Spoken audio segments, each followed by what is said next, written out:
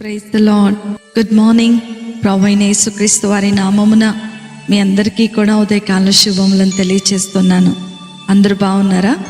దేవుని కృప మీ మీద నిలిచి ఉండును గాక. నా ప్రియమైన దేవుని బిడ్డలారా, యేసుతో అనుదిన ఆత్మీయ ప్రయాణం నాతో పాటు కొనసాగిస్తున్నటువంటి నా ఆత్మీయమైన సహోదరి సహోదరులందరికీ కూడా ప్రభు పేరట శుభములను తెలియచేస్తూ ఉన్నాను. ఈ ఉదయకాల సమయము దేవుని మాటలో మనలను ఆదరిస్తుండగా దేవుని స్తోత్రాలు చెల్లిద్దాం, దేవుణ్ణి స్తుతిద్దాం. హల్లెలూయా. నేటి దినవాక్యము 57వ దావీదు కీర్తన 3వ చరణము. ఆయన ఆకాశము నుండి ఆజ్ఞ ఇచ్చి నన్ను రక్షించును. నన్ను మింగగోరు వారు దూషణములు పలుకున్నప్పుడు దేవుడు తన కృపా సత్యములను పంపును. హల్లెలూయా. నా ప్రియమైనటువంటి దేవుని బిడ్డలారా, ఈ ఉదయకాల సమయంలో మన జీవితంలో మనకు సహాయం చేయడానికి మన కొరకు పరలోకములో నుండి దేవుడు దిగివస్తాడని దేవుని లేఖనాలు తెలియచేస్తూ ఉన్నాయి. కాబట్టి ఈ దినములు మనము ఎదుర్కొంటున్నటువంటి పోరాటాలను బట్టో మన దుఃఖ దినములను బట్టో దిగులు పడద్దు. మన దేవుడు మనకు సహాయకుడై ఉన్నాడు. మనుషుల సహాయము ఎల్లప్పుడూ కూడా వ్యర్థమే. కానీ దేవునిని ఆశ్రయించినట్లయితే నిశ్చయముగా ఆయన మనకు పరలోకములో నుండి ఖచ్చితంగా సహాయాన్ని అందిస్తాడు. అందుకనే 50వ దావీదు కీర్తన 15వ చరణంలో దావీదు మహారాజు అంటాడు, ఆపత్కాలమున నీవు నన్ను గూర్చి మొర్రపెట్టుము, నేను నిన్ను విడిపించెదను, నీవు నన్ను మహిమపరచెదవు. నా ప్రియమైన దేవుని బిడ్డలారా, దేవుడు ఈ ఉదయకాల సమయములో ఈ వాగ్దానమును మీ అందరి జీవితాలలో ఫలింపచేయునుగాక. మన జీవితంలోని అవసరములన్నిటినీ ఎరిగి ఉన్న దేవుడు ఆయన. మనలను గూర్చి వివరములన్నీ కూడా ఆయనకు తెలిసే ఉన్నాయి. ఎందుకంటే ఆయన సర్వశక్తిమంతుడు గనక, ఆయన సృష్టికర్త అయి ఉన్నాడు గనక, ఆయన నీ పేరు నా పేరు పెట్టి పిలిచే దేవుడు గనక నీకు సహాయము చేయటానికి ఆయన ఎప్పుడు కూడా సిద్ధంగానే ఉంటాడని దావీదు మహారాజు ద్వారా దేవుడు అద్భుతమైన మాటలు మనకు తెలియజేస్తూ ఉన్నారు. అందుకనే 121వ దావీదు కీర్తన 1-2 చరణాలు అంటాడు, కొండల తట్టు నా కన్నులెత్తుచున్నాను, నాకు సహాయము ఎక్కడి నుండి వచ్చును? యెహోవా వలనే నాకు సహాయము కలుగును. ఆయన భూమి ఆకాశములను సృజించినవాడు. మన దేవుడు సర్వశక్తిమంతుడు.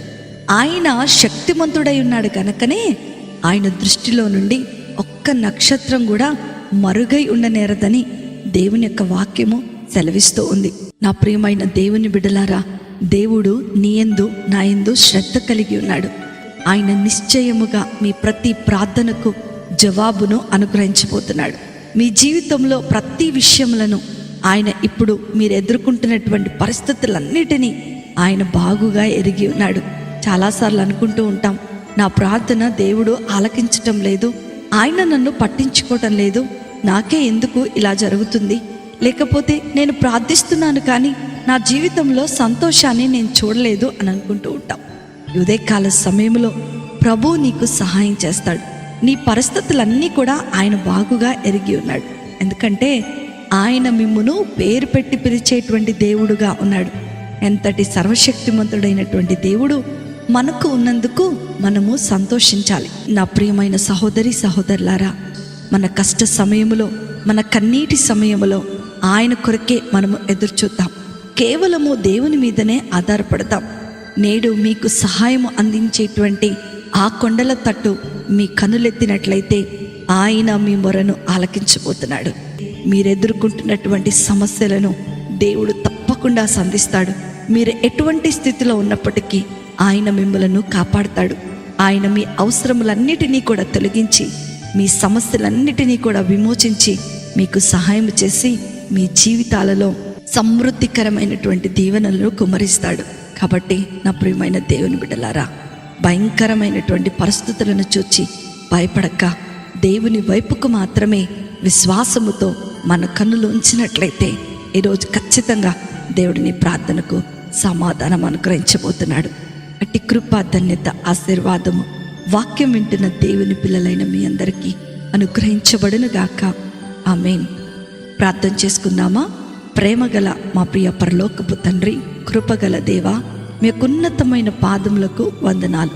దేవా, ఈ లోకంలో ఎన్నో సమస్యలతోనూ కొరతలతో మేము జీవిస్తూ ఉండగా కొండల తట్టు మా కన్నులెత్తుచున్నాము. మాకు సహాయము మీ యొద్ద నుండే వచ్చును కనుక దయతో మా అవసరతలన్నీ, అక్కరలన్నీ మీ పాదములు చెంత పెడుతున్నాం.